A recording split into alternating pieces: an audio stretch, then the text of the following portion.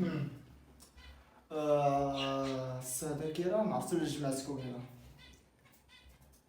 أي إنسان عنده جانب سيء وجانب زوين. الجانب الزوين والجانب السيء. واحد كيديك طريق الله، واحد كيديك المعصية. كنا نعيد معصية توبة، معصية توبة بزاف. دابا غادي يبقى منكم واحد، يا اما نكون انسان صالح حياتي كامله ونمشي للجنه، يا اما نكون انسان فاسد ونمشي لجهنم. واحد فيكم اللي غيبقى مع حياتي كلها، واحد فيكم غيعيش معايا الحياه، واحد فيكم اللي غيبقى. الساده الكرام، كما كتعرفوا غنعطيكم ثلاثه ديال الاسئله، ثلاثه ديال الاجوبه غيكونوا عندي.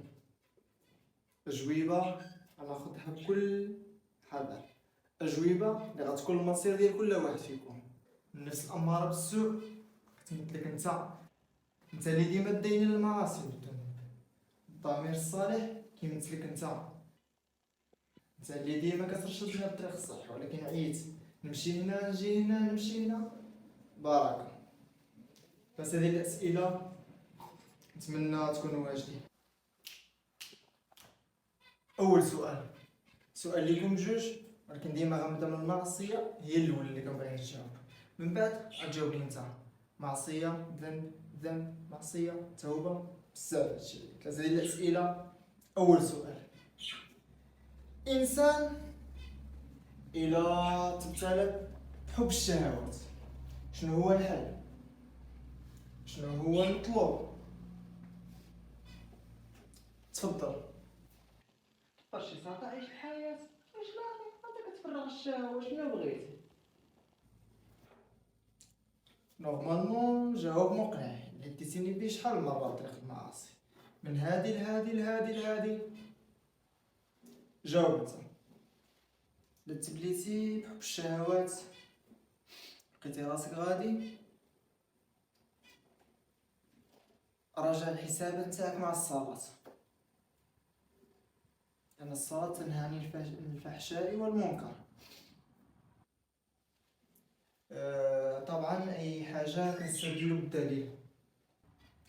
طبعا طلبتي غير موجودة، هادشي ماشي من عقلي، ماشي من راسي، هادشي من القرآن. قال سبحانه وتعالى بعد أعوذ بالله من الشيطان الرجيم، بسم الله الرحمن الرحيم، فخلف من بعدهم خلف أضاعوا الصلاة واتبعوا الشهوات. آية باينة بلا ما نزيد نفسر فيها. أضاعوا الصلاة اتبعوا الشهوات، إلا ضيعتي الصلاة تتبع الشهوات، إلا حافظتي على الصلاة ما غاديش تتبع الشهوات.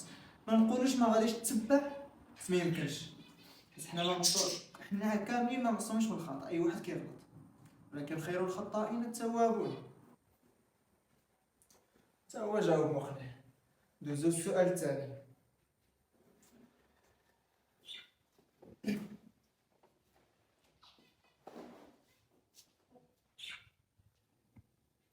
الانسان الا حس بعدم التوفيق ديالو في الحياه، الا حس براسو غير كيخربق، الا حس براسو غير كيضرب راسو في الحيط وكيرجع، الا حس براسو بلي الدنيا مقلوبه عليه، الا ما توفق حتى شي عامل. انا هادشي اللي كيوقع لي. ما كنتوفقش بعض المرات. طبعا سولتكم سؤال، قلتلكم انسان الى حب الشهوات، يعني انا الى حببت الشهوات، انت قلتي لي كذا والاخر قال لي كذا، كنحترم قراته. الان السؤال، انسان الى حس بعدم التوفيق شنو هو الحل؟ السؤال الثاني.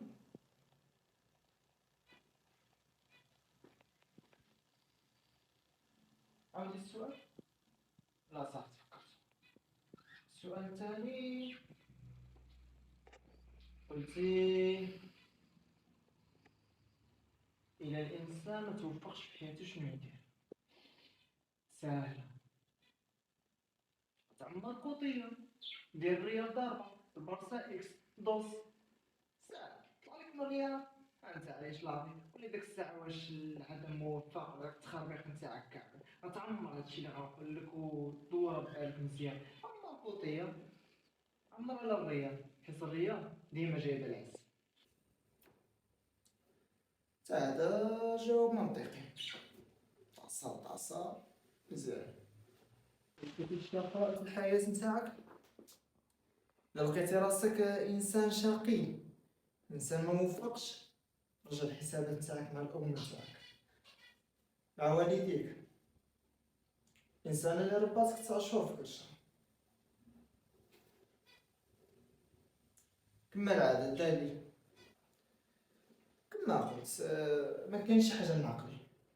قال سبحانه وتعالى في كتابه الجليل بعد أعوذ بالله من الشيطان الرجيم: وبرا بوالدتي ولم يجعلني جبارا شقيا.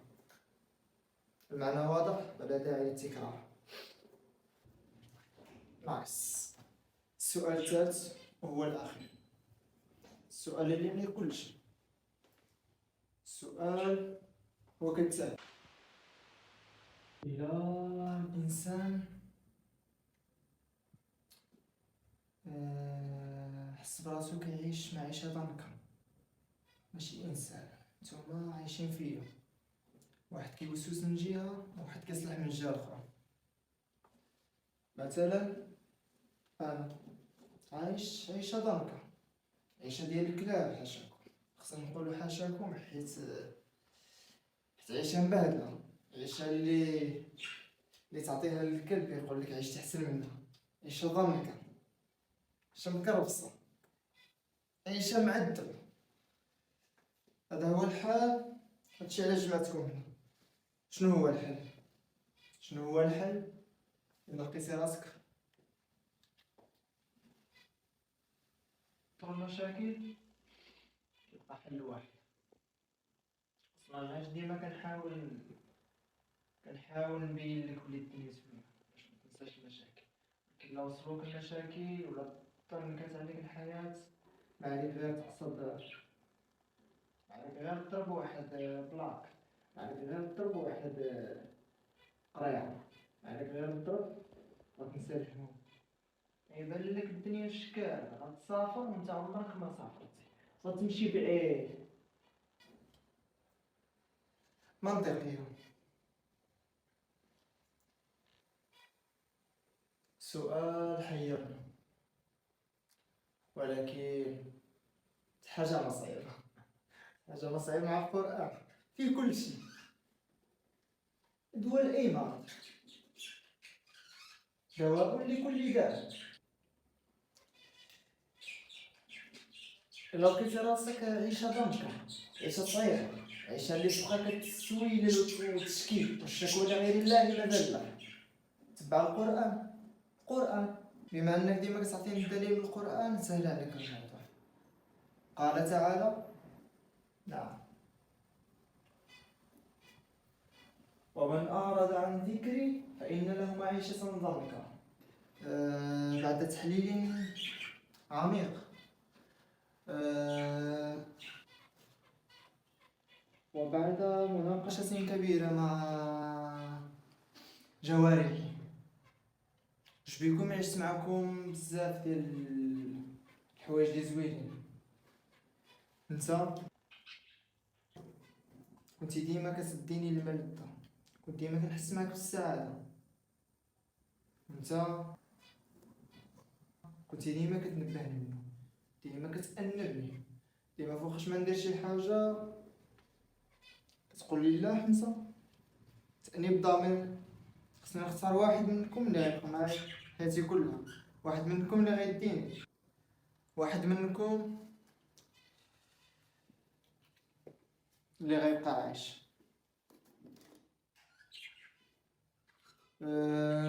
مسدس هيروشيما عاد تختار اقوى مسدس كهربائي هكا، واحد فيكم غيموت، اللي غنوجه ليه غيموت. طبعا كنتو بجوجكم موفقين، كنتو بجوج بيكم عندكم نفس الطريقة، غير واحد عطى الأدلة وواحد ما عطاش، حكمت عليك الأقدار، خرجتي عليا، ديتيني الذنوب المعاصي، قلتي نكر الخير. نسيتي اللي كان معاك ديما، نسيتي اللي داك شي بلايص عمرك حلمتي بيهم، نسيتي اللي كان ديما غادي بك للدار، ريح مفرشة بالورود، ريح ما فيها حتى عقيل. ديتيني بزاف ديال الحوايج ديال الوقت باش غتخرج. كنت عارف باللي داك الشوط للأسف كنتي حمار وغتبقى حمار. لا دابا وليتي ذكي، ولكن تثبت شنو كانت دير شحال هادي. إيه هذا إنسان صالح، هذا إنسان، هذا ضمير صالح، هذا ضمير كان غادي بك للمصلحة، غادي بك للجنة، هذا ضمير اللي زوين ولكن عرفتي هادشي متأخر حيت فات. ايه عندك الحق.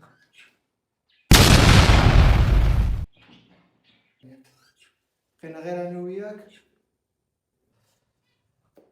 مبروك علينا، تهنينا من اعظم عدو للانسان اللي هو نفسه، من اخبث عدو للانسان اللي هو نفسه، تهنينا من اسوء عدو للانسان اللي هو نفسه، النفس الاماره بالسوء. طبعا يعني الانسان، النفس، الشيطان، القرين، بزاف ديال الحوايج يعني نهضروا في بعض الاحيان ولكن ما فرحانش، حيت الهضره اللي قال كنظن ماشي من فراغ،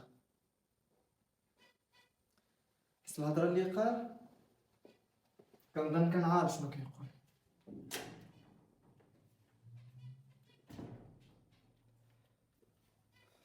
شحال الساعه؟ ما عرفتش، كيهضر يمكن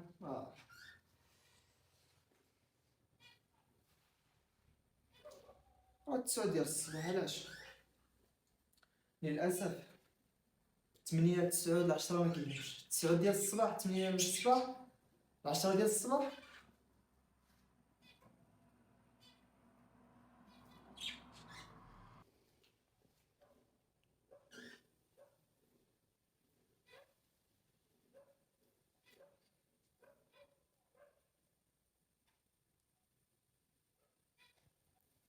انا فرحان بيه، كان دوماج كما بقى جيتي معطل، الشمس ما طلعش، 9 ديال الصباح الشمس باقا. شنو كاين هادشي؟